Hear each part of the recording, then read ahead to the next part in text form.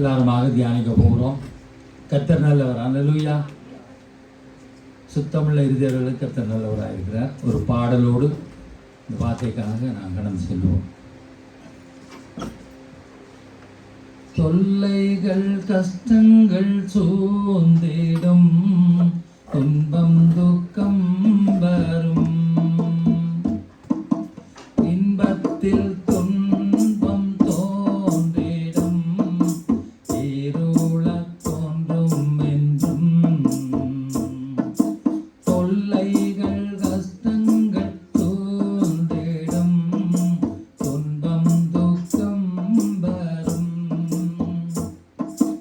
இன்பத்தில் துன்பம் தோன்றிடும், இருளத் தோன்றும் என்றும்.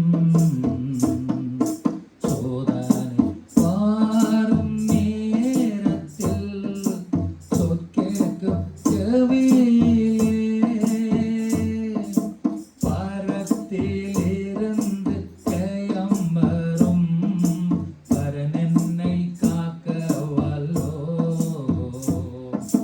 பரத்திலிருந்து ஜெயம் வரும், பரன் என்னை காக்க வல்லோ. காக்கும் வல்ல மீட்பர் உண்டெனக்கு, உண்டெனக்கு. காக்கும் வல்ல மீட்பர் உண்டெனக்கு, காத்திடுவார் என்றுமே, காத்திடுவார் என்றுமே. ஐயமிருந்ததோ காலத்தில் ஆவிக்குறை பார்த்தாம், மீட்பருதீர பேலத்தார் சத்துருவை வென்றே. என் பயம் யாவும் நீங்கித்தே, இயேசு கை தூக்கினார், முற்றும் என்னுள்ளம் மாறிச்சே, இயேசென்னை காக்க வல்லோ. முற்றும் என்னுள்ளம் மாறிச்சே, இயேசென்னை காக்க வல்லோ. காக்கும் வல்ல மீட்பர் உண்டெனக்கு, உண்டெனக்கு, உண்டெனக்கு. காக்கும் வல்ல மீட்பர் உண்டெனக்கு, காத்திடுவார் என்றுமே, காத்திடுவார் என்றுமே. என்ன வந்தாலும் நம்புவேன் என் மீட்பர் இயேசுவை. யார் கைவிட்டாலும் பின் செல்வேன் எனது இயேசுவை. அகலமாழம் உயரமாய் எவ்வளவு அன்பு வைத்தார், என்ன கஷ்டங்கள் வந்தாலும் அவர் என்னை கைவிட மாட்டார். என்ன கஷ்டங்கள் வந்தாலும் அவர் என்னை கைவிட மாட்டார். காக்கும் வல்ல மீட்பர் உண்டெனக்கு, உண்டெனக்கு, உண்டெனக்கு.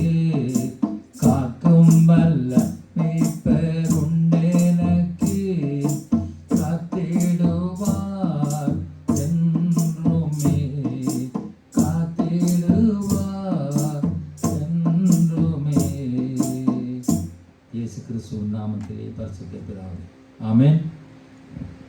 முடிப்பா இருக்கீங்களா? எல்லாம் வெயிலுக்கு நித்திர தூங்கும் தான் பயன் போட்டிருக்கு. அதுக்கு என்ன தூக்கம் வரும்? பொறுமையாக இந்த வார்த்தையை நாங்கள் சேர்ந்து தியானிப்போம். சங்கீதம் 66வது சங்கீதம் 8லேருந்து 16 வரை.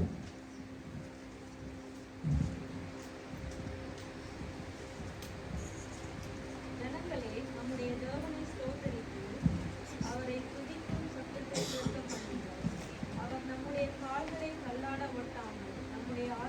உயிரோடே வைக்கிறார். தேவனே, எங்களை சோதித்தீர். வெள்ளியை புடமுழுகிறது போல எங்களை புடமுட்டீர். எங்களை வலையில் அகப்படுத்தி எங்கள் இடுப்புகளின் மேல் வருத்தமான பாரத்தை ஏற்றினீர். மனுஷரை எங்கள் தலையின் மேல் ஏறிப்போக பண்ணினீர்.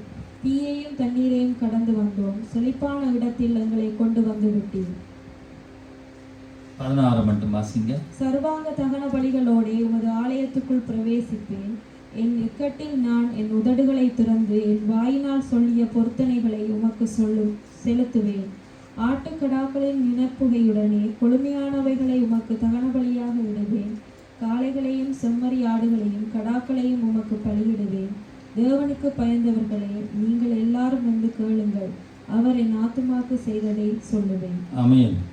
சங்கீதக்காரன் சொல்றான், முதல் 2 வசனத்திலும் பாருங்க, தேவனை ஸ்தோத்தரித்து அவரை துதியுங்கள் என்றும் அவர் நம்மை காத்து உயிரோடு வைக்கிறார் என்றும் சங்கீதக்காரன் சொல்லிவிட்டு அடுத்த 10வது வசனத்திலே அவர் சொல்லுகிறார், தேவனே எங்களை சோதித்தீர் என்று சொல்லுகிறார். எங்களை சோதிக்கிறீர் என்று சொல்லவில்லை, எங்களை சோதித்தீர் என்று சொல்லுகிறார். இந்த நாளில் வார்த்தை தேவன் அனுமதிக்கும் சோதனைகள். சோதிக்கிறீர், அனுகிரகம் சோதிக்கிறீர்கள், சோதித்தீர் என்று சொல்லுகிறார். நம்முடைய தேவன் பொல்லாங்கினாலே சோதிக்கிறவர் அல்ல. ஆமென். அவர் என்று சொன்னால் அவர் எங்களை நன்மைக்காகத்தான் எங்களை சோதிக்கிறார். பொல்லாங்கனா சோதிக்கிறார் இல்லை, எங்களை பொன்னாக விளங்க செய்கிறவர் அவர். யோபு 23:10 யோபு 10 சொல்லுகிறார், ஆனாலும் நான் போகும் வழியை அவர் அறிவார். அவர் என்னை சோதித்த பின் நான் பொன்னாக விளங்குவேன். அப்ப இந்த சங்கீதக்காரனும் அதைத்தான் சொல்லுகிறார், தேவனே எங்களை சோதித்தீர். எப்படியாம் வாய்ச்சோம், வெள்ளியை புடமுறது போல புடமுட்டீர். வேண்டா என்ன, வெள்ளி பொண்ணை புடமுற நெருப்புல போட்டு அங்கே புடமுட்டா தான் அதை அந்த தகுதி அது பெருமண்டு பாருங்க. மற்றது எங்களை வலையில் அகப்படுத்தி என்று சொல்லப்படுது. ஒரு கடலில் மீனை பிடிக்கும் பொழுது வலையை போட்டு அந்த வலைக்குள்ள அல்லது வெளியில் ஒரு வலையில் கூட ஒரு மான் அகப்பட்டால் கூட பொறியில் அகப்பட்டாலும் தப்ப முடியாது. அப்படி ஒரு காரியம். எங்கள் இடுப்புகளின் மேல் வருத்தமான பாரத்தை ஏற்றி முடியாத என்ற அளவுக்கு நெருக்கங்கள் எங்களை வந்து நெருக்கும் பொழுது எங்களை மிஞ்சி ஒன்றுமே செய்ய முடியாது. மனுஷரை எங்கள் தலைமையில் ஏறப்போ பண்ணீர் என்று சொல்லப்படுது. மனுஷர் எங்கள் மேலே நாங்கள் நன்மை செய்ததுக்கு தீமை செய்து கொண்டே அப்படி ஏறி போய்கொண்டிருப்பார்கள். தீயையும் கடக்க பண்ணி, தீயண்டா நெருப்பான ஒரு வாழ்க்கை நிலைமையில் நாங்கள் கடந்து சொன்னோம். ஆனால் இப்படியாக சோதித்தீர் என்று சொல்லிவிட்டு செழிப்பான இடத்தில் எங்களை கொண்டு போய் வந்து விட்டு இருந்து அங்கே முடிக்கிறார். ஏன்னா அவர் வந்து பொருளாங்க நான் சோதிக்கிறவர். லூயா, இமைப்பொழுது உன்னை கைவிட்டேன், நான் உருக்கமான இரக்கங்களால் சேர்த்து கொண்ட வசனங்கள் இருக்கு. அப்ப யோபு சொன்னது போல சோதித்த பின் பொன்னாக விளங்க செய்கிறார் ஆண்டவர். ஏன் தேவன் பொல்லாங்க நான் சோதிக்கிறவர் என்றால், அவர் தேவன் பொல்லாங்க சோதிக்கல, அவர் தாமே சோதிக்கப்பட்டு பாடுபட்டதினால் அவர் சோதிக்கப்படுவர்களுக்கு உதவி செய்ய வல்லவராயிருக்கிறார். அவர் சோதிக்கப்பட்டு பாடுபட்டது போல நாங்கள் ஒன்றும் இல்லை. ஒரு தேவகுமாரன் மனுஷகுமாரனால் பந்தப்பட்ட பாடுகள் சோதனைகள்.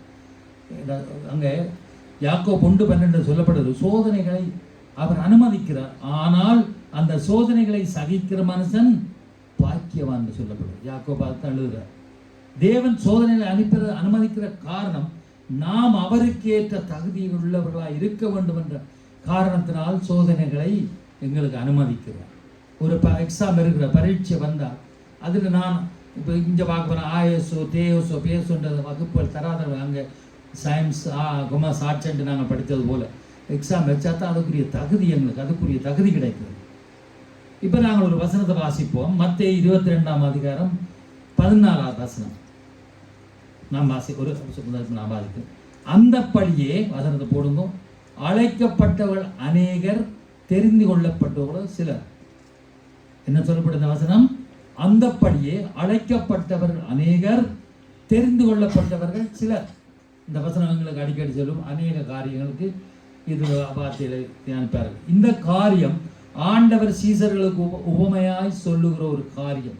மேலே அங்கே 1வது வசனத்தில் இருந்து வாசித்து பார்த்தா தெரியும், பரலோராஜ்யம் தன் குமாரனுக்கு கல்யாணம் செய்த ஒரு ராஜாவுக்கு ஒப்பாயிருக்கென்று அந்த உவமையை கர்த்தர் ஆண்டவர் சொல்லுகிறார். அழைக்கப்பட்டவர்களை கல்யாணத்துக்கு வரும்படி தன் ஊழியக்கார மூலமாக அந்த ராஜா அழைப்பு விடுகிறார் தன்னுடைய குமாரனை கல்யாணத்துக்கு. இது உவமையை ஆண்டவர் சொல்ற காரியம்.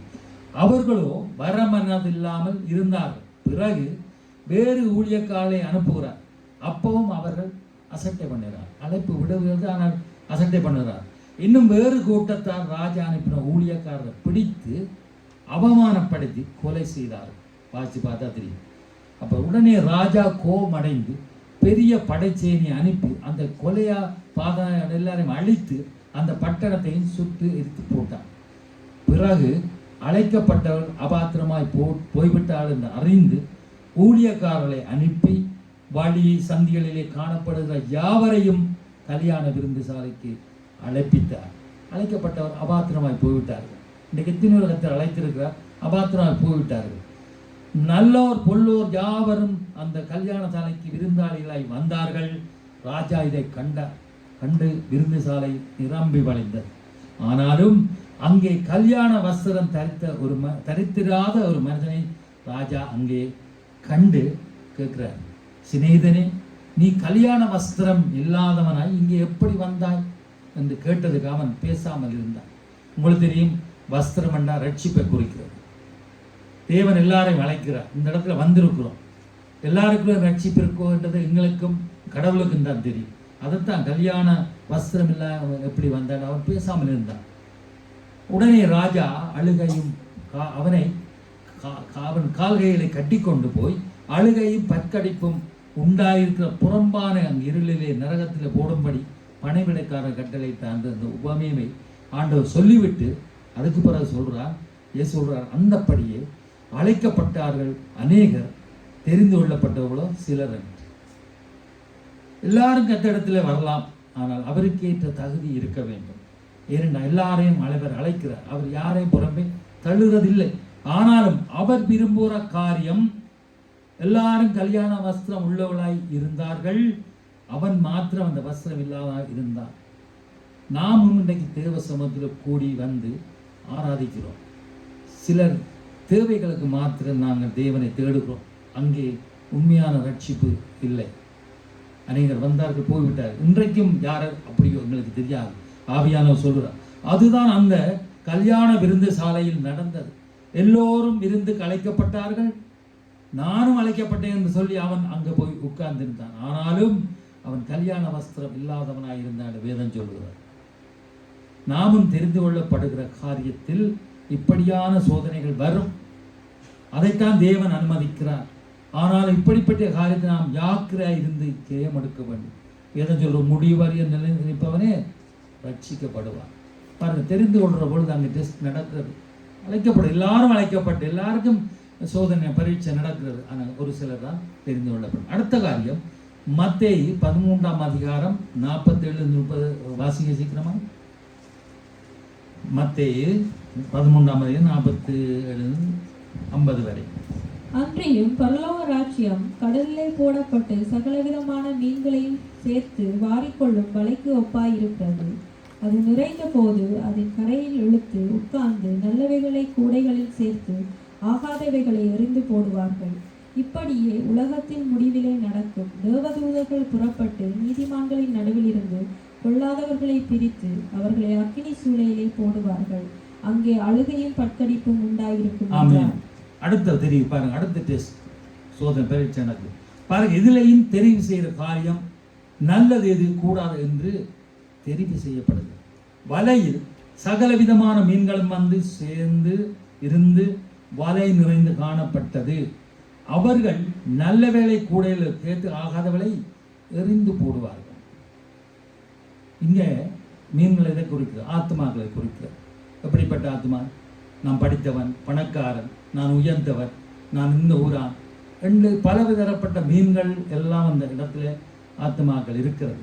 ஆனால் ஆண்டவர் சொல்ற நல்லவளை கூடல் சேர்த்து ஆகாதவளை எறிந்து போடுவார். இதே போலத்தான் உலகத்தின் முடிவிலே நடக்கும். தேவதூதர்கள் புறப்பட்டு நீதிமான்கள் நடுவிலிருந்து பொல்லாதவர்களை பிரித்து அக்கினி சூளையில போடுவார் என்று சொல்லப்படுகிறது. அல்லேலூயா. இப்படி இன்றைக்கு எங்கள் நடுவிலே இப்படியான காரியத்தை தேவன் எதிர்பார்க்கிறார். எல்லாரையும் பார்க்கும் போது நான் நீதிமான்கள் போலத்தான் இருக்கும். ஆனால் தேவன் இருதயங்களை சோதித்து அறிகிறார். அல்லேலூயா. தெரிவு செய்தல் வரும்போதுதான் நாங்கள் நீதிமான்களா பொல்லாதவர்களா என்று எங்களுக்கு விளங்கும். அங்கே பிரிக்கும் பொழுது தான் தெரியும். கைவிடப்பட வேண்டும் போல தான் இப்போ பரிதவிக்கப்பட்ட நிலைமையாக இருக்கும். பரலோராஜ்யம் கடலிலே போடப்பட்டு சகலவிதமான மீன்களையும் சேர்த்து வாரிக்கொள்ளும் வலைக்கு ஒப்பாயிருக்கு. நாங்கள் சபையாக இந்த வலைக்குள்ள ஒரு மீன்களாய் ஆத்மாக்களாய் இருக்கிறோம். அது தெரிவு செய்தல் எப்படி என்று எங்களுக்கு எதியா. தேவ சபையில் பலவிதமான ஜனங்கள் இருக்கிறார்கள். சோதனை வந்து பிரித்தெடுக்கும் போதுதான் உண்மையான காரியம் அங்கே விளங்கு. இருப்பியா ஓடுவியாங்க. அல்லேலூயா. தேவன் அனுமதிக்கும் சோதனை பொல்லாங்கனால் அவர் சோதிக்கிறதல்ல. அடுத்ததாக யோவான் 15:1-2 சொல்லப்படுகிறது. வாசிங்க. யோவான் 15:1-2. நான் மெய்யான திராட்சை செடி, என் பிதா திராட்சை தோட்டக்காரர். என்னில் கனி கொடாதிருக்கிற கொடி எதுவோ அதை அவர் அறுத்து போடுகிறார். கனி கொடுக்கிற கொடி எதுவோ அது அதிக கனிகளை கொடுக்கும்படி அதை சுத்தம் பண்ணுகிறார். ஆமென். இங்க பாருங்க, நல்ல கனி கொடுக்கும்படி தேவன் நம்மை சுத்திகரிக்கிறார். இதிலும் ஒரு சோதனை, ஒரு பரீட்சை நடக்கிறது. ஆண்டவர் திராட்சை செடி, பிதா தோட்டக்காரர், நாம் திராட்சை கொடிகள். ஆகவே கனி கொடாத கொடியை அறுத்து போட்டு கனி கொடுக்கிற கொடியை அதிக கனி கொடுக்கும்படி சுத்தம் பண்ணுகிறார். சுத்திகரிப்பு நடக்குது. அந்த நேரத்திலும் கஷ்டம்தான். இதிலேயும் அங்கே பிரித்தெடுக்கப்படுகிறது. கனி கொடாதது வெட்டப்படுகிறது. கனி கொடுப்பது மேலும் கனி கொடுக்கும்படி சுத்திகரிக்கப்படுகிறது. சுத்திகரிக்கப்படும் போது சோதனைகள் அங்கே அனுமதிக்கப்படுகிறது. ஆமென். தெரியும், நான் கணக்கை வழங்கப்படுத்த எல்லாருக்கும் தெரியும். அப்ப திருமண வீட்டில் கல்யாண வஸ்தம் இல்லாதவனை தள்ளி உள்ளவரை ஏற்றுக்கொள்ளப்படுகிறது. வலையிலே சகலவிதமான மீன்கள் இருந்தும் ஆகாத என்று காணப்பட்டவள் வீசப்படுகிறது. நல்லவைகள் கூடையிலே எடுக்கப்படுகிறது. கனி கொடாத செடி வெட்டி அகற்றப்படுகிறது. கனி கொடுப்பது மேலும் சுத்தப்படுத்தப்படுகிறது. ஆகவே தேவன் அனுமதிக்கும் சோதனைகள் ஏன் நாம் சோதிக்கப்படுகிறோம்? தேவன் ஏன் அதை அனுமதிக்கிறார் பார்க்க போறோம். நேரத்தை பார்த்து நான் பார்க்க போறோம். முதலாவதாக, தேவன் தன்னுடைய பிள்ளைகள் மறுபடியும் தவறு செய்யக்கூடாது சோதனையை அனுமதிக்கிறார். நாங்க பார்த்த 3 உதாரணங்கள் பார்த்தோம். அப்ப தம்முடைய பிள்ளைகள் மறுபடியும் தவறு செய்யக்கூடாது என்று சோதனை அனுமதிக்கிறார். 1 கொரிந்தியர் 11 27-32 வரை. 7:20-30. இப்படி இருக்க, எவன் அபாத்திரமாய் கர்த்தருடைய அப்பத்தை புசித்து அவருடைய பாத்திரத்தில் பானம் பண்ணுகிறானோ அவன் கர்த்தருடைய சரீரத்தையும் இரத்தத்தையும் குறித்து குற்றமுள்ளவனாய் இருப்பான். எந்த மனுஷனும் தன்னைத்தானே சோதித்து அறிந்து அந்த அப்பத்தில் புசித்து இந்த பாத்திரத்தில் பானம் பண்ண கடவன். எண்ணத்தினாலெனில் அபாத்திரமாய் போஜனபானம் பண்ணுகிறவன் கர்த்தருடைய சரீரம் இன்னதென்று நிதானித்து அறியாததினால் தனக்கு ஆக்கினை தீர்ப்பு வரும்படி போஜனபானம் பண்ணுகிறான். இது நிமித்தம் உங்களில் அநேகர் பலவீனரும் வியாதியுள்ளவருமாயிருக்கிறார்கள். அநேகர் நித்திரையும் அடைந்திருக்கிறார்கள். நம்மை நாமே நிதானித்து அறிந்தால் நாம் நியாயம் தீர்க்கப்படும். நாம் நியாயம் தீர்க்கப்படும் போது உலகத்தோடைய ஆக்கினைக்குள்ளாக தீர்க்கப்படாதபடிக்கு கர்த்தராலே சிருஷ்டிக்கப்படுகிறோம். ஆமென். இந்த வசனங்கள் நாம் திருவிருந்த வேளையில் தியானிப்பதுண்டு. இங்கே சொல்லப்படுகிற காரியம், எந்த மனுஷனும் அமாத்திரமாய் கர்த்தருடைய அப்பத்தை புசித்து பானம் பண்ணபடிக்கு தன்னைத்தானே சோதித்தறிந்து செய்யக்கிடம் என்று அங்கே எச்சரிக்கப்படுகிறது. காரணம், அப்படி அபாத்திரமாய் செய்தால் அங்கே கீழே சொல்லப்படுகிற பிரகாரம் ஆபத்தான காரியம் நமக்கு சேரும். ஆகவே நம்மை நாமே சோதித்து நிதானித்து அறிந்து கொண்டால் நியாயம் தீர்க்கப்பட மாட்டோம். நாம் நியாயம் தீர்க்கப்படும் போது உலகத்தோடு அங்கே ஆக்கினக்குள்ளாக தீர்க்கப்படாதபடிக்கு கர்த்தராலே சிருஷ்டிக்கப்படுகிறோம். நம்முடைய ஆண்டரையே சிரிச்சுக்கிறார்கள். தகப்பன் ஆக்கின தீர்ப்பு உலகத்தாக இருக்கிறது. ஆனால் தம்முடைய பிள்ளைகளுக்கு அங்கே சிக்ஷை இருக்கிறது பார்க்கிறோம். இது ஒரு சிக்ஷை, அதாவது சோதனை, பொல்லாங்காய் அல்ல, நாம் மனம் திரும்பும்படி அங்கே சொல்கிறார். தாவீது தேவனால் சோதிக்கப்பட்டார். அங்கே 1 நாளாகவும் 21:1-3 சீக்கிரம் வாசிங்க. தேவன் பொல்லாங்கால் சோதிக்கிற அல்ல, நாம் மனம் திரும்பும்படி நம்முடைய பிள்ளைகள் மறுபடியும் தவறு செய்யக்கூடாத இந்த சோதனைகளை அவர் அனுமதிக்கிறார். வாசிங்க.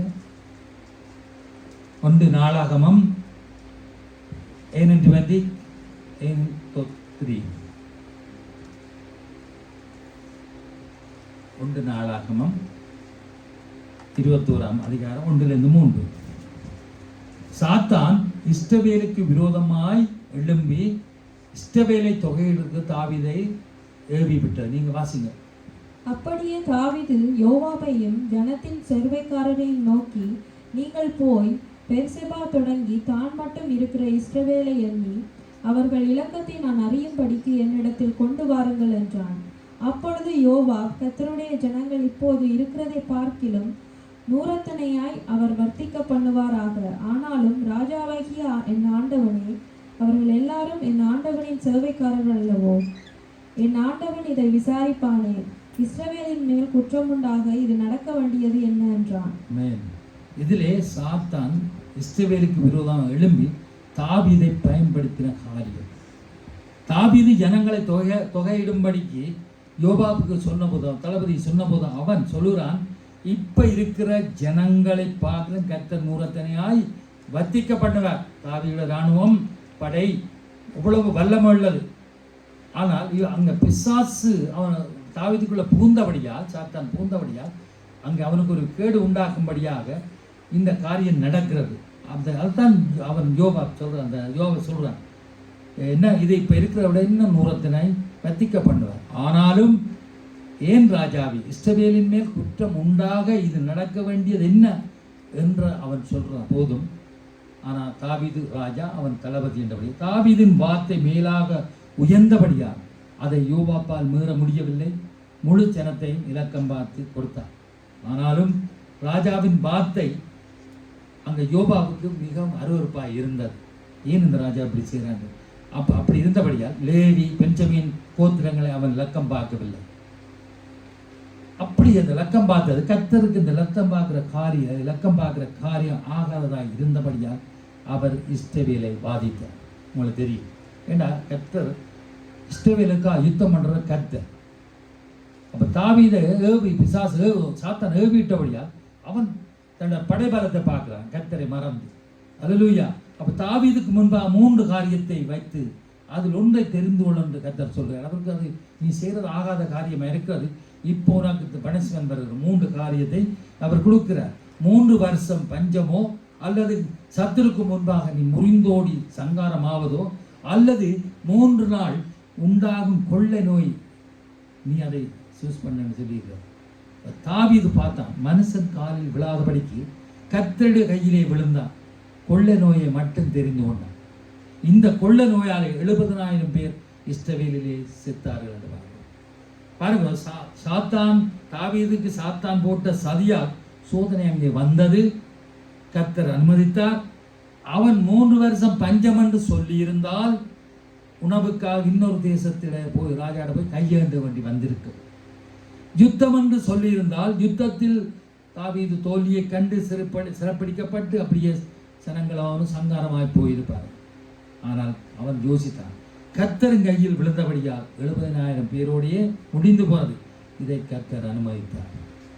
அல்லேலூயா. அவர் அன்பான தேவன், ஆனாலும் எரிச்சல் உள்ள தேவன் என்று சொல்லப்படும். அப்ப சாத்தானுடைய சதி இப்படி நடந்தது. யோவாவையும் சாத்தான் சோதிக்கும்படி உத்தரவு கேட்டார். கர்த்தர் அனுமதி கொடுத்தார். ஆனாலும் அவனுடைய ஜீவன் மேல் கைகூடா என்று அங்கே சொன்னார். அவன் சொத்துக்கள், உடைமைகள், மிருக ஜீவன்கள், பிள்ளைகள் எல்லாம் இழந்து போனான். ஆனாலும் எல்லாவற்றையும் திரும்ப இரட்டிப்பாக அவன் பெற்றான். உங்களுக்கு தெரியும், வெளிப்படுத்தல் சொல்லப்படுது, சாத்தான் என்பவன் தேவனுடைய பிள்ளைகளை குறித்து குற்றம் படுத்தும்படி எப்பொழுதும் தேவ சமூகத்திலே இருப்பான். இப்ப இருக்கிறான், ஆண்டவரும் இருக்கிறான், அவனும் இருக்கிறான். சகோதரருக்குள்ளே குற்றம் சுமத்தும் பொருட்டு அங்கே இருப்பான் என்று சொல்லப்படுகிறது. வெளிப்படுத்த 12:10. அவன் நம்முடைய தேவனுக்கு முன்பாக சகோதரர் மேல் குற்றம் சுமத்தும் பொருட்டு அவர்கள் மேல் குற்றம் சாட்டுவன் காட்டப்பட்டு போவான் என்று அந்த வசனம் சொல்லுவது. பாருங்க, அவன் எப்படி இருக்கான். இரவும் பகலும் தேவனுக்கு முன்பாக இருந்து என்று சொல்லப்படுது. நல்ல நட்பாக இருந்த குடும்பங்களுக்குள்ளே பிரிவினை உண்டு பண்ணுதல். பாருங்க, தாவீதுக்குள்ளே சாத்தான் பூந்தான், யூதாஸ் காரியோதையும் சாத்தான் பூந்தான். சாத்தான் பூந்ததே அவனுக்கு தெரியாதபடியால் என்னமோ அசுத்தாவி அவனை அப்படியே அலக்கழிச்சு இப்படியே நடந்தது. எங்களுக்குள்ளே அசுத்தாவி வந்த நாங்கள் ஆரண்டே எங்களுக்கு தெரியாது, பிறகு எல்லாம் போனாப்புறான்னு தெரியும். ஆக பாருங்க, இரவும் பகலும் இருந்து சொல்லப்படுது. அவன் நல்லா நட்பாக இருந்த குடும்பங்களுக்குள்ளே பிரிவினை குழப்பங்களை உண்டு பண்ணுவான். நல்ல நண்பர்களை பிரித்து வேடிக்கை பார்ப்பான். நல்ல நண்பர்களை பிரித்து வாஞ்சியோடு உற்சாகத்தோடு ஊழியம் செய்கிறவர்களுக்கு ஒரு சோர்வலை உண்டாக்குவான். இதுதான் சாத்தான காரியம். எங்களை அறியாமலே புகுந்துவிடும். சபைகளுக்குள்ளே பொய்யான வதந்திகளை பரப்பி சபைக்குள் பிரச்சனை குழப்பங்களை உண்டி பண்ணுதல், இப்படி பல காரியங்களை செய்து கொண்டு இருக்கிறான். அதுதான் தாவீதுக்குள்ளே யூதாஸ் காரியத்துக்கு அவன். ஆனாலும் வெளிப்படுத்தல் சொல்லப்பட்டபடி அவன் கீழே தள்ளப்பட்டு போவான். ஆண்டவர் பிரியங்களை விடமாட்டான். ஆகவே இந்த காரியங்களை நாம் எச்சரிக்கையாய் நடந்து திரும்பவும் தவறு செய்யாதபடிக்கு மனம் திரும்ப வேண்டும் என்று தேவன் இந்த சோதனைகளை எங்களை அனுமதிக்கிறார். தேவன் அனுமதிக்காலங்களை கொண்டு நடப்பதில்லை. தாவீது தன் பிழையை உணர்ந்து தான் வஞ்சிக்கப்பட்டதை அறிந்து தேவனிடத்திலிருந்து மனம் திரும்புகிறார். ஒரு வசனத்தை வாசிப்போம். ஏசாயா 48 அதிகாரம் 10-11. ஏசாயா அத்தின் தியதி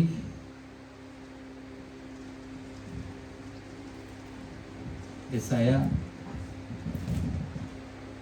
48:10-11. இதோ உன்னை புடமிட்டேன், ஆனாலும் வள்ளியை போலல்ல, உபத்திரவத்தின் புகையிலே உன்னை தெரிந்து கொண்டேன். என் நிமித்தமே அப்படி செய்தேன். என் நாமத்தின் பரிசுத்தம் எப்படி குலைக்கப்படலாம்? என் மகிமையை நான் வேறொருவனுக்கும் கொடேன். பாருங்க, இதோ உன்னை புடமுட்டேன், ஆனாலும் வெள்ளியை போலல்ல, உபத்திரத்தின் புகையிலே உன்னை தெரிந்து கொண்டேன். நாங்கள் எவ்வளவு உபத்திரங்கள் வேதனைகள் மத்தியிலே இருந்தபோது உபத்திரத்தின் குகையிலே கத்திரங்களை தெரிந்து கொண்டாராம். கர்த்தர் நிமித்தம், அதாவது அவர் நிமித்தம் பரிசுத்தம் உண்மை உண்டாகவும் அவர் மகிமை உண்டாகவும் அவர் எங்களை தெரிந்து கொண்டார். வேதத்தில் பார்த்தோம். உபத்திரத்தின் கோயிலை தெரிந்து கொண்டார். அழைக்கப்பட்டோர் அநேகர், தெரிந்து கொள்ளப்பட்டார் சிலர். எங்கள் உபத்திரம் வரும்போது நான் நிற்கிறேன்னா ஓடுறேன்னா அதான் அந்த தெரிவு சிலர் என்று சொல்லப்படுது. சங்கீதம் 66 எங்கே பார்த்தோம், வெள்ளியை பிடமிடுவது போல புடமிட்டு வலையில் அகப்படுத்தி இடுப்புகள் மேல் பாரத்தை ஏற்றி மனுஷரை எங்கள் தலையின் மேல் ஏற பண்ண நீர், தீயை தண்ணீரை கறக்க பண்ணி நீர், உபத்திரத்தின் கோயிலே எங்களையும் தெரிந்து கொண்டீர். சங்கீதக்காரன் சொல்லுவோம். இஸ்ரவேல் ஜனங்கள் இதெல்லாவற்றையும் சந்தித்து கடந்து சென்றார்கள். அதன் பிறகுதான் அங்கே கானான் தேசத்தை போய் அடைந்தார்கள். எத்தனையோ வருஷங்கள் அலைஞ்சு கடந்தார்கள். இப்போ நாங்களும் இப்படிப்பட்ட சோதனைகளை சந்திக்க தேவன் எங்களுக்கு அனுமதிக்கிறார். நாங்கள் இதுக்கு விதிவிலக்கல்ல. நாம் மனம் திரும்பி கனி கொடுக்கும்படி தேவன் அதை அனுமதிக்கிறார். தேவன் நம்மை பரிசுத்தம் பண்ணும்படியாக இந்த காரியங்களை செய்கிறார். தேவன் நம்மை ஆக்கின தீப்பிலிருந்து காத்து நியாயத்தீர்ப்பு கொண்டு சொல்லுகிறார். ஆகவே நாம் தவறு செய்யக்கூடாது என்று தேவன் விரும்பி நம்மை சோதனைக்கு அனுமதிக்கிறார். அடுத்த காரியம், ஒரு வசனத்தை வாசிப்போம். உபாகமம் 8:2. எல்லாரும் தெரிஞ்ச வசனம். உபாகமம் 8:2. உன் தேவனாகிய உபாகமம்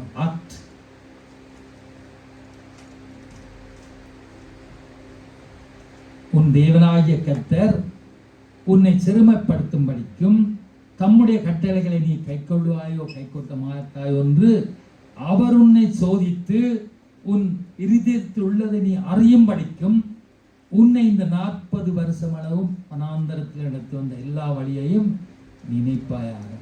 ஆமென் சொல்லுமா? அல்லேலூயா சொல்லுமா? பாருங்க, அடுத்த காரியம், நாம் எங்களை அறியும்படிக்கு தேவன் நம்மை சோதிக்கிறார். நாம் முதல் பார்த்தோம், நான் தன்னை பிள்ளைகள் மீண்டும் தவறு செய்யக்கூடாது, மனம் போக வேண்டும் சோதித்தார். இதில் சொல்லப்படுது, நாம் எங்களை யாரென்று அறியும்படி தேவன் நம்மை சோதிக்கிறார். தேவன் சிறுமைப்படுத்தி தன்னுடைய கட்டளையும் நடப்பியோ நடக்க மாட்டியோ என்று சோதிக்கிறார் என்று வேதம் சொல்றது. ஏனென்றால் உன் இருதயத்தில் உள்ளதை நீ அறியும்படிக்கு சோதிக்கிறார். தேவன் அறியும்படிக்கல்ல, நீ அறியும்படிக்கு சோதிக்கிறார். நம்முடைய இருதயம் மகா கேடும் திருக்குள்ளதும் என்று சொல்லப்படுது. எல்லா இருதயத்தின் நினைவுகளை தேவன் அறிவார். ஆனாலும் உன்னுடைய இருதயத்தை நீ அறியும்படி வெளிச்சம் வெளியரங்கம் மறைவா ஒன்றும் இல்லை, எல்லா இடங்களும் அறிகிறார். ஆனால் என்னுடைய இடத்தை அறியும்படிக்கு என்று வேதம் நமக்கு சொல்லும். இன்றைக்கு நமக்கு ஒரு சிறுமை வருமா இருந்தால் நல்லா இருக்கிறது போல் சிறுமை வருமா இருந்தால் நாம் எப்படி இருக்கிறோம், முறுமுறுக்கிறோமா அல்லது பொறுமையை கடைப்பிடிக்கிறோமா என்று நம்மை நாம் அறியும்படிக்கு சோதிக்கிறார். எல்லாம் நிறைவாய் இருக்கும்போது அல்லது இருந்தபோது பிறகு அவையெல்லாம் குறைபட்டு இல்லாமலேயே போகும்போது நான் என்ன செய்கிறோம் முறுமுறுக்கிறோமா தேவனை குறை சொல்றோமா, அவிசுவாசப்படுகிறோமா என்று கர்த்தர் எங்களுடைய இருதயத்தை நாம் அறியுமா. இருதயத்தின் கசப்பு இருதயத்துக்கே தெரியுமா. வனாந்திரமாயிருந்தாலும் தேவன் அற்புதம் செய்வார். விசுவாசிக்கிறீங்களா? நாம் வாசித்த பகுதியில் கடைசி வசனங்கள் சொல்றது, உன்னை இந்த 40 வருஷம் அளவும் வனாந்தரத்திலே நடத்தி வந்த எங்கள் எல்லா வழியையும் நினைப்பாயா. இஸ்ரவேல் ஜனங்கள் சொல்றார், எங்களுக்கும் சொல்லுறார். தேவசனமே, உன்னை இலங்கையிலிருந்து, இந்தியா தேசத்திலிருந்து, அல்ல வேற தேசத்திலிருந்து வந்திருப்பீர்களானால் இந்த அந்நிய தேசத்துக்கு, இந்த ஐரோப்பாவுக்கு நீ அழைத்து வந்திருக்க. 10 வருஷமோ 20 வருஷமோ அதுவரை உன்னை நடத்தி வந்த எல்லா வழியை நீ நினைப்பாயா. நாங்கள் எப்படி வந்தோம், நீ உன்னை அறியும்படியா தேவன் இந்த தேசத்துக்கு கொண்டு வந்து பல பாடுகள், நிந்தனைகள், சிறுமைகள் மத்தியில் நடத்தி உன்னை உயர்வாக இப்பொழுது வைத்திருப்பை நீ நினைப்பாயா. நேரம் போதாண்டால் 2 நான் சொல்றோம். நாங்கள் இந்த தேசங்களுக்கு, நாங்கள் இலங்கையிலிருந்து வெளிக்கிடும் பொழுது பிளைட் அடைக்க சீல் குத்தி, இன்ன தேசத்தை வாழ போற, உனக்கு இன்ன விசா, நீ அங்கே போய் வேலை செய்து நல்ல வீட்டில் இருந்து மெசேஜ் எடுத்து வாழ நெஞ்ச வரையலை. தேசத்தின் யுத்தத்தின் நிமித்தம் ஓடி வந்தோம், எல்லாரும் தான் ஓடி வந்தோம். இங்கே வந்தபோது பாருங்க, நாங்கள் ஆரம்பங்களில் கேம்புகளில் 10 ரூபாய்க்கு காவல் நிற்போம். சரியான சினோவாக இருக்கும், சினோ கொட்டும். இங்கே வந்து எங்களுக்கு சங்குனி கடையும் இல்லை, மலையங்கவையும் இல்லை, வெறும் இலவுளிய சலாத்தையும் பானையும் தான் கண்டிருப்போம். அப்போ பசி. அப்போ நாங்கள் அந்த நிற்க பார்த்தா அப்போ அந்த அகதியாக வந்தபடி அவங்க சூப்பு மாடு தான் கொடுப்பாங்க. பான் சுடாது என்ன கை தருவாங்க. சூப்பு கொடுக்கும் பொழுது காசால் அந்த பிள்ளைகள் ஏந்திரமே நாங்கள் அந்த ஐஸ்கிரீம் கப் மாதிரி இதில் ஊற்றி எல்லாரும் கொடுக்கும் பொழுது சில மின்னுக்குள்ளே வாங்குவாங்க, வாங்கிட்டு போவாங்க, எங்களை தலையில் ஊற்றுப்படும், கையில் சூப்பு பயங்கர சூடாக இருக்கும் இந்த சூப்பு. இனி நாங்கள் எங்களுக்கு 15 உள்ளுக்கு விடும் வரைக்கும் எங்கேயாவது ஒரு மூலையில் விடுவாங்க, படுத்திருப்போம். கடையில் போய் அந்த அந்த பான் மாதிரி வெட்டின பானை வாங்கி வைப்போம். விடிய பார்த்தா பானை களவு அல்பானி ஒவ்வொரு தேச மக்கள் எல்லாரும் அதையெல்லாம் அப்படியே இருந்தால் நாங்கள் இந்த இடத்துல வந்தோம். அதான் ஆண்டவர் சொன்னார், உன்னை 40 வருஷமாக நடத்த இந்த வழியை நினைப்பா. என்னன்னு சொல்ல போகிறா, நிறைய சொல்லுவோம், நேரம் காணாது. நாங்கள் இந்த இடத்துல வந்து ஒரு நிலைக்கு வரும் வரைக்கும், இன்றைக்கு உயர்வா இந்த இடத்துல வந்து ஆண்டவரை பற்றி சாட்சியாக பேசும் வரைக்கும் நாங்கள் பட்ட பாடுகள், இடம் இல்லாமல், விசா இல்லாமல், வீடுகள் எங்கெங்கன்னு தங்கின பொழுது சமைப்பார்கள் சேர்ந்து, வீட்டுக்காரர் இப்போ சாப்பிடாண்டு நாங்கள் பிள்ளைகள் காத்திருக்க வேண்டிய வந்தது. இப்போ கூப்பிடுவார்கள், விசிட்டர்ஸ் வந்தால் விசிட்டர்ஸோடு சாப்பிடுவார்கள், பிள்ளைகள் பசியில் இருப்பார்கள். எங்களுக்கே பசிக்கும், பிள்ளைகளுக்கு எவ்வளோ சொல்லல வேண்டாம், இதெல்லாம் லைஃப்பில் போகுது இதுதான். ஆகவே நீ உன்னை அறியும்படியாக தேவன் இந்த தேசத்துக்கு கொண்டு வந்து பல பாடுகள், நிந்தனைகள், சிரமங்கள் மத்திய நடந்து உயராக இப்பொழுது வைத்திருப்பதை நினைப்பாயாக. முன்பு நாம் எப்படி இருந்தோம், எல்லாருக்கும் தான், எனக்கும் சேதாச்சோர் எல்லாம் எப்படி இருந்தோம் என்பதையும் இப்போ எப்படி இருக்கிறோம் என்பதை கொஞ்சம் சிந்திச்சு நாங்கள் பார்ப்போம். அப்படி சிந்தித்து பார்ப்போமானால் மற்ற காரியங்கள், எங்களுக்கு வருகிற நெருக்கங்கள், இந்த பாடுகள், பிரச்சனை பெரிதாக எங்களுக்கு தெரியாது. தேவனுடைய இந்த அனுமதித்த சோதனைகள் பெருசாக தெரியாது. தேவன் நம்ம எந்த காரியத்தில் சோதிக்க அனுப்பித்தாலும் நாம் கலங்க மாட்டோம். ஏன்னா சோதிப்பார், கைவிட மாட்டோம். நல்லவர்களை சோதிப்பார். நாங்கள் நல்லவராக இருந்தோம், இல்லை ரட்சிக்கப்பட்ட ஆண்டவர்களை வந்தோம், ஆனால் சோதிப்பார் தன்னுடைய பிள்ளைகளை கைவிட மாட்டார். இங்கே ஒரு காரியம் பாருங்க, யாத்ராம் 15ஆம் அதிகாரம், யாத்ராம் 13:20. பின்பு மோசே இஸ்ரவேல் ஜனங்களை சிவந்த சமுத்திரத்திலிருந்து பிரயாணப்படுத்தினான். அவர்கள் சூர் வனாந்திரத்துக்கு புறப்பட்டு போய் 3 நாள் வனாந்திரத்தில் தண்ணீர் கிடையாமல் நடந்தார்கள். அவர்கள் மாராவில் வந்தபோது மாராவின் தண்ணீர் கசப்பாய் இருந்ததினால் அதை குடிக்க அவர்களுக்கு கூடாதிருந்தது. அதனால் அவ்விடத்துக்கு மாரா என்று பெயரிடப்பட்டது. அப்பொழுது ஜனங்கள் மோசேக்கு விரோதமாக முறுமுறுத்து என்னத்தை குடிப்போம் என்றார்கள். மோசே கர்த்தரை நோக்கி கூப்பிட்டான். அப்பொழுது கர்த்தர் மோசேக்கு ஒரு மரத்தை காண்பித்தார். அதை அவன் தண்ணீரில் போட்டவுடனே அது மதுரமான தண்ணீர் ஆயிற்று. அவர் அங்கே அவர்களுக்கு ஒரு நியமத்தையும் ஒரு நியாயத்தையும் கட்டளையிட்டு அங்கே அவர்களை சோதித்து, நீ உன் தேவனாகிய கர்த்தரின் சத்தத்தை கவனமாய் கேட்டு அவர் பார்வைக்கு செம்மையானவைகளை செய்து அவர் கட்டளைகளுக்கு செவி கொடுத்து அவருடைய நியமங்கள் யாவையும் கை கொண்டால் நான் எகிப்தியருக்கு வரப்பண்ணின வியாதிகளில் ஒன்றையும் உனக்கு வரப்பண்ணேன். நான் உன் பரிகாரியாகிய கர்த்தர் என்றார். ஆமென். பாருங்க, இங்கே ஒரு காரியம் 15ஆம் அதிகாரத்தில் முதல் வசனங்களை பார்க்கும்போது மோசையும் இஸ்ரவேல் ஜனங்களும் கர்த்தரை புகழ்ந்து பாடிக்காண்டு அங்கே இருக்கிறது. எதற்காக புகழ்ந்து பாடினார்கள்? அங்கே பார்வோனின் படைக்கு தப்பி இருக்கும்படியாக செங்கடலை பிளந்து நடுவழியிலே இஸ்ரவேல் ஜனங்கள் நடத்தி வந்து கர்த்தர் அவர்களை தப்புவித்தார். பார்வோட படைகளை சமுத்திரத்து மூழ்கி அவர்களை கொன்று போட்டார்கள். இவைகளை நினைத்து புகழ்ந்து பாடினார்கள். எப்படி புகழ்ந்து பாடிட்டு சில வசனங்களை நாங்கள் வாசிப்போமா என்றால் வாசிக்கிற பாருங்க. முதலாவது வசனம் நீங்க வாசிங்க, கண்ணாடி பிரச்சனை வாசிங்க. முதலாவது வசனம் 15.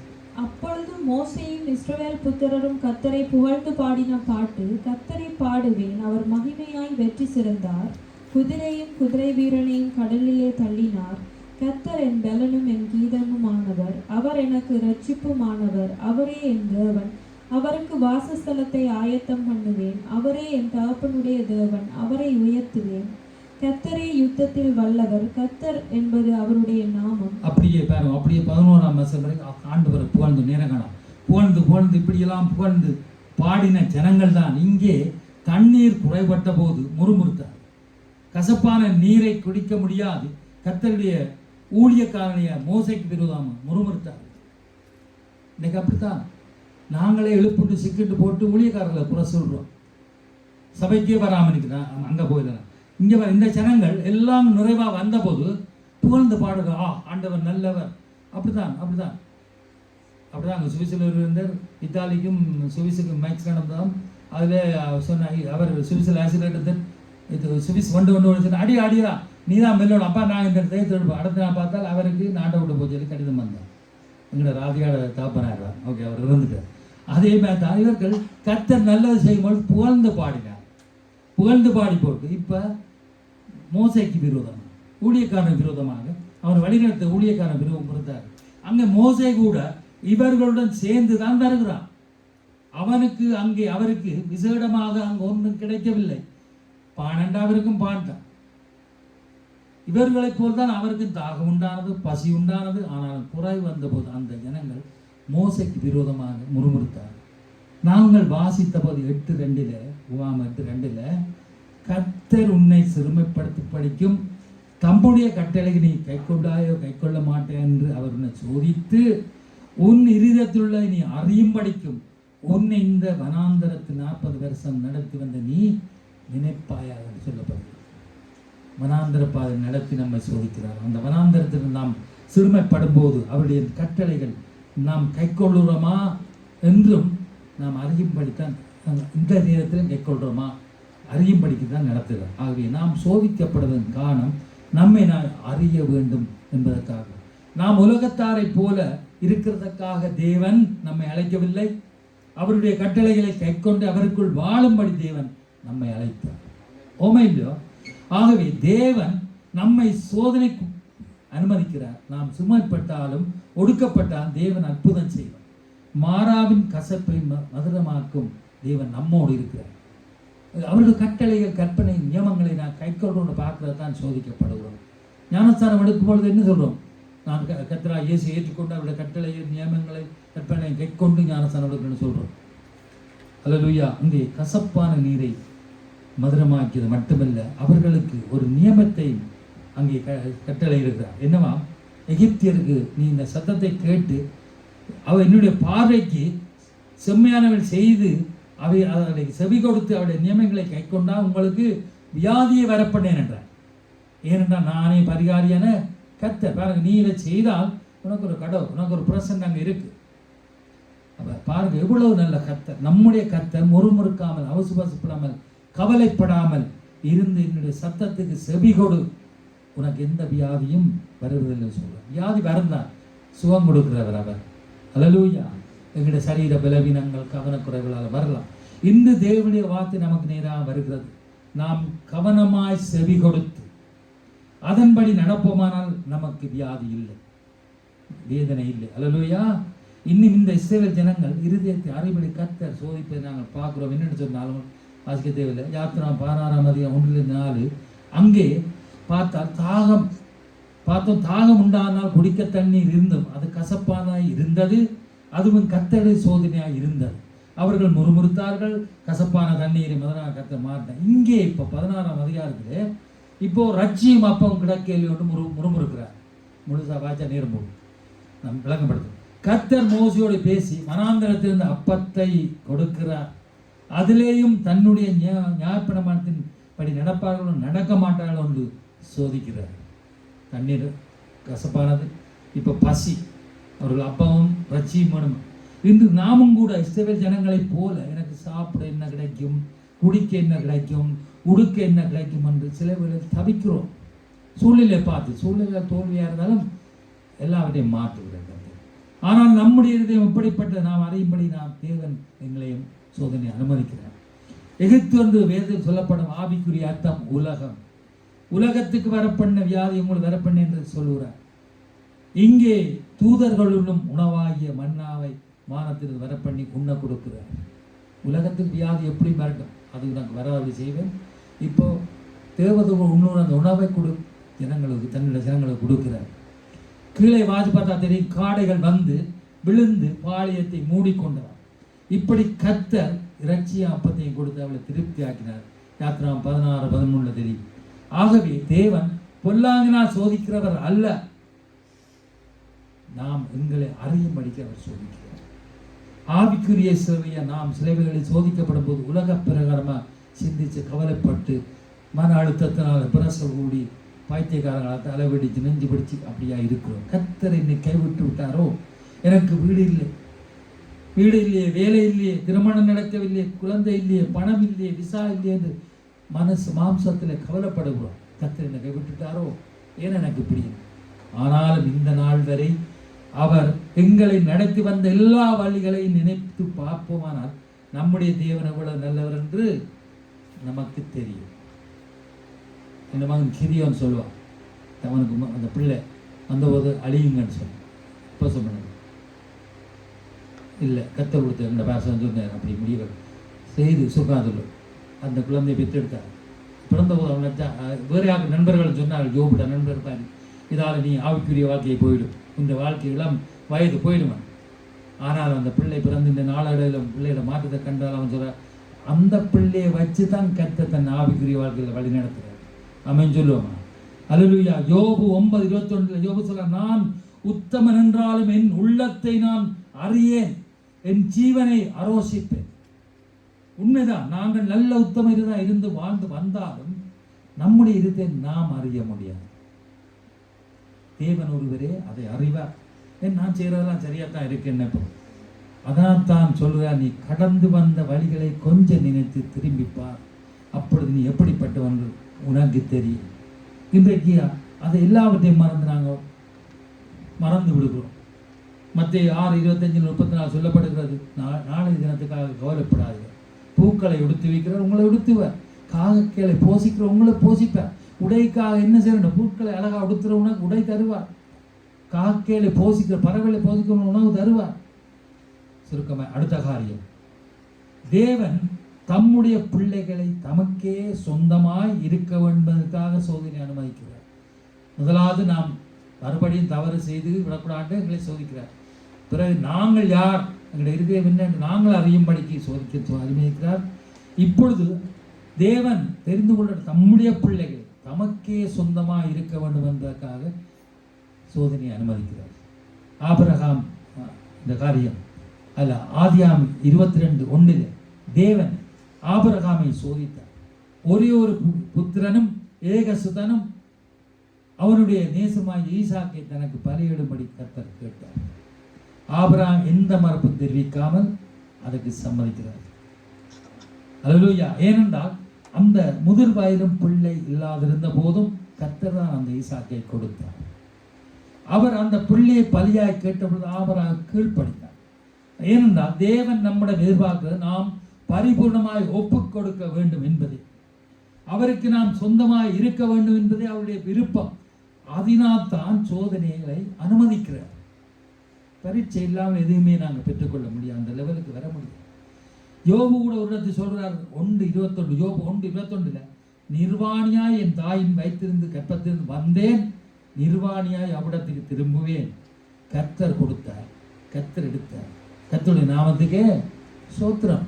கர்த்தர் கொடுத்து அதை அனுபவிச்ச போகுது. இந்த உலகத்திலே நாம் எதையும் கொண்டு வந்ததில்லை, கொண்டு போக போறதும் இல்லை. எல்லாம் பெருமையாக தான் போப்பார். கர்த்தருடைய பிள்ளைகளாக தான் இந்த பூமியை விட்டு கடந்து போகும். இயேசு சொல்றார், காரியத்தை சொல்றார். மத்தேயு 10:37-39 சீக்கிரமாக வாசிங்க. மத்தேயு 10:37-39 வரை. மத்தேயு 10. தகப்பனையாவது தாயையாவது என்னிலும் அதிகமாய் நேசிக்கிறவன் எனக்கு பாத்திரன் அல்ல. மகனையாவது மகளையாவது என்னிலும் அதிகமாய் நேசிக்கிறவன் எனக்கு பாத்திரன் அல்ல. தன் சிலுவையை எடுத்துக்கொண்டு என்னை பின்பற்றாதவன் எனக்கு பாத்திரன் அல்ல. தன் ஜீவனை காக்கிறவன் அதை இழந்து போவான். என் நிமித்தம் தன் ஜீவனை இழந்து போகிறவன் அதை காப்பான். ஆமென். பாருங்க, சொல்லப்படுகிறது என்னன்னு சொன்னா, தன்னை விட பெற்றோரை பிள்ளைகளை என்னிலும் அதிகமாய் நேசிக்கிறவன் எனக்கு பாத்திரன் அல்ல. உங்களுக்கு கஷ்டமா இருக்கு. அவன் தன் சிலுவை எடுத்துக்கொண்டு என்னை பின்பற்றினால் அவன் எனக்கு பாத்திரனாய் இருப்பான்னு சொல்லுவான். தன் ஜீவனை காக்கிறவன் அதை இழந்து போவான். என் நிமித்தம் ஜீவனை இழக்கிறவன் அதை காப்பான். ஆபிரகாம் அதைத்தான் செய்தார். கர்த்தருக்காக தான் நேசித்த நேசமான இழக்க சம்மதித்தார். ஆண்டவர் சொன்னார், என்னிலும் அதிகமாய் உறவுகளை நேசிப்பவன் எனக்கு பாத்திரன் இல்லை என்று. அதற்காக அந்த உறவுகளை நேசிக்க கூடாது என்று அர்த்தமல்ல, நேசிக்க வேண்டும். முதலாவது கர்த்தரை நேசிக்க வேண்டும். இன்றைக்கு எங்களுக்கு சில காரியங்கள், பிள்ளைகளே சொத்துக்கள் அதெல்லாம் விற்கிறார். மனைவி பிள்ளைகள் சொத்துக்கள் விற்கிறார். அடுத்ததான் கர்த்தர். ஆண்டவர் அதான் சொன்னார், உறவுகளை நேசிக்கக்கூடாதுன்னு சொல்ல, கர்த்தரை முதலாக நேசிக்க வேண்டும். ஏனென்றால் பெற்றோர், சகோதரர்கள், மனைவி, கணவன், பிள்ளைகள் கர்த்தர் தான் நமக்கு கொடுக்கிறார். அங்கே மார்க்கிலே அதான் சொல்லப்படும். மார்க் 10:29-30 சொல்லப்படுகிறது. அங்கே இது முதல் சொல்கிறார் மத்தேயில 10 என்னிலும் அதிகமாய் உறவுகளை நேசிக்க எனக்கு பார்த்ததில்லை என்று. மார்க்கில் நீங்கள் வாசிச்சு பாருங்க. இதில் சொல்லுகிறார், என் நிமித்தம் வீடு, சொந்தத்தை, நிலங்களை விட்டவனும் இம்மையிலே, அதாவது இந்த உலகத்திலே வாழும் நாட்களில் 100 மறுமையிலே நித்திய ஜெயம் அடைவான் என்று கூறுகிறார். அல்லேலூயா. அதுக்கான ஒன்றும் இல்லாமல் ரோட்டில் பிச்சைக்காரனாக இருக்கின்றன விளங்கும் என்று. ஆகவே கர்த்தர் முதலாவது, நாங்கள் கடந்த வாரம் கேட்டோம், முதலாவது தேவனுடைய ராஜ்யத்தையும் நீதியையும் தேடுங்க, அப்பொழுதெல்லாம் உங்களுக்கு கூட கொடுக்க வேண்டாம். ஆக முதலாவது கர்த்தரை நேசிக்கணும், அவருடைய காரியத்தை. அடுத்ததான் குடும்பம். ஒருவன் இப்படி சொல்லப்படும், சொந்த சபையை விசாரிக்காம கர்த்தருடைய சபையை, சொந்த குடும்பத்தை விசாரிக்காம போனால் கர்த்தருடைய சபையை விசாரி எப்படின்னு சொல்லப்படுது இல்லை. அதே போல இதுவும் கர்த்தரை முதல் நேசித்து அதுக்கு பிறகுதான். ஆகவே கர்த்தருக்காக இழந்த எவனும் நஷ்டப்பட்டு போவதில்லை, 100 திரும்ப கொடுத்தார். ஏஸ்தர் ராணியின கணக்க காரியம் இருக்காரு. ஏஸ்தர் ராணியின் காரியம் உங்களுக்கு தெரியும். அங்கே இஸ்ரவேல் யூத ஜனங்கள் அங்கே இருந்த பொழுது மொர்தெகாய் ஏஸ்தரை பற்றி தெரியும். ஏஸ்தர் வந்து மொர்தெகாயோட சிறிய மகள், அதாவது தங்கச்சி முறை. அங்கே யூத சனத்துக்கு ஆமானாலே ஒரு ஆபத்து வருகிறார். யூத சனம் சிறப்படிக்கப்பட்டு அங்கே அகஸ்வேரு ராஜாட அந்த இடத்தில் இருக்கிற பொழுது ஆமான் திட்டம் போட்டு அந்த யூத சனத்தை அழிக்கும்படியாக அங்கே முத்திரை பத்திரத்தில் ஒப்பந்தம் வாங்கிட்டு போகிறான். இது மொர்தெகாய்க்கு தெரிஞ்சு போச்சு. யாரை சொல்லிட்டு போனார். ஏன்னா மொர்தெகாய் தங்கள் யூத சனங்களை காப்பாற்றும்படியாகத்தான் அங்கே அந்த அகாஸ்வேரு ராஜாவுக்கு ராணி அவரை தள்ளிவிட்டபடியால் ஒரு ராணியை தெரிந்து சொல்வதற்காக, உங்களுக்கு தெரியும், எஸ்தரை தெரிந்து கொண்டார். அவள் அங்கே அப்படியே தெரிஞ்சு இருக்கிறோம். ஆனாலும் இந்த ஆமானுடைய காரியத்தை அறிந்த மொர்தெகாய் செய்தி அனுப்புகிறார் எஸ்தருக்கு. சொல்லப்படலான ராஜாட்ட லேஸில் போயிடார், சும்மா போயிடார், லேஸில் போயிடார். அவசராக்கம் இல்லை ஒன்று. அவர் அந்த செங்கோலை நீட்டினா தான் ஆரம் போய் அது மனைவியாக இருந்தார், பிள்ளையாக இருந்தார். அந்த போகும்படி சொல்லு. அப்போ அவள் சொல்கிறார், ராஜா அழைக்காமல் நாங்கள் போக முடியாது. திருப்பி எஸ்தர் மொர்தெகாய் சொல்லி விடும்பொழுது அவர் உடனே ஒதுக்கிறார். மொர்தெகாய் கோபம் கொண்டவனாய், எல்லா யூதனும் தப்பாதிருக்க நீ மட்டும் தப்பா என்று உண்மையிலே நினைவு கொள்ளாதே. உனக்கு இந்த ராஜமேன்மை கிடைத்தது நீயும் உன் குடும்பம் அழிந்து போவதற்காகத்தான். ஆனாலும் நீ இந்த நாட்களில் மௌனமாயிருந்தால் யூதருக்கு ரட்சிப்பு வேறு வழியில் வரும். வேற ஒரு மாம்சத்தில் கத்துற இவளை அனுப்பினது யூதருக்காக. ஆனால் இவள் இப்படி சொல்லிவிடுகிறார். ஆனால் ராஜ சட்டம் அங்கே இருக்கிறது, அதை முறை போக முடியாது. ஆனால் இவர் மாம்சத்தில் வன்மையாக பேசுகிறார். இதன் பிறகு எஸ்தர் சொல்லுகிற காரியம், நீங்கள் எனக்காக 3 நாள் உபவாசம் பண்ணுங்கள், நானும் தாதிமாரும் உபவாசம் பண்ணுது. இந்த மாதிரியான பிரச்சனைகள், பிசாசின் காரியங்கள், உபவாசத்தை எல்லாம் வேறு ஒன்றும் இல்லை. ஆகவே சட்டத்தை மீறி ராஜாவத்தில் பிரவேசி பண்ணி நான் சித்தானு எஸ்தர் சொல்லுகிறார். நடந்தது என்ன? ராஜாவின் கண்களில் அவளுக்கு தயவு கிடைத்தது. யூதர்கள் எல்லாம் காக்கப்பட்டார்கள். யூதரை அழிக்க திட்டம் போட்ட ஆமான் தான் ஏற்பாடு பண்ண அதிலே தூக்கவரத்திலே தூக்கப்பட்டார்கள். ஆகவே பல யூத மக்களுக்காக தன்னுடைய ஜீவனை விடவும் எஸ்தர் துணிந்தான். கர்த்தர் அவளையும் அவள் ஜனத்தை உயிரோடு காத்தார். ஏன் நான் சொல்றேன்னு சொன்னா, ஆபிரகாம் ஈசாக்கை தேவன் உயிரோடு காத்தார். இங்கே பாருங்க, எஸ்தர் மாதிரி இன்று உலகத்திலே தலைவனுக்காக தொண்டனுக்காக ஜெய்குளிக்கிறது, மதத்துக்காக மொழிக்காக தங்கள் ஜீவனை விட வழக்கமாக போய்விட்டது. அதனால் எந்த பிரயோசனமும் இல்லை. ஆனால் கர்த்தருக்காக நாம் எதை இழக்கிறோமோ தேவன் அதை இரட்டத்திலே நமக்கு தருவார். ஆமென். யூத சனங்கள் கர்த்தருடைய பிள்ளைகள். அவள் எஸ்தர் செத்தாலஜாரன்னு போனாள். தங்கள் ஜீவனை மதிக்காமல் மீட்டுக் கொண்டார்கள்.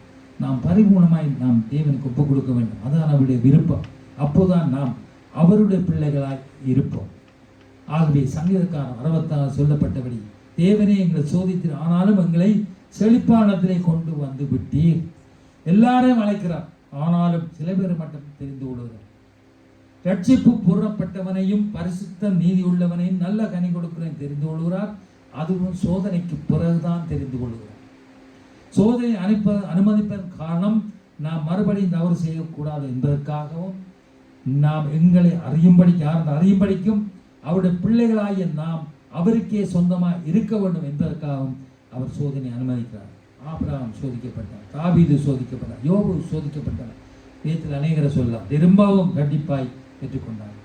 இன்றும் வேதங்களை அவர்களை பற்றி பேசப்படுகிற வேதத்தில்.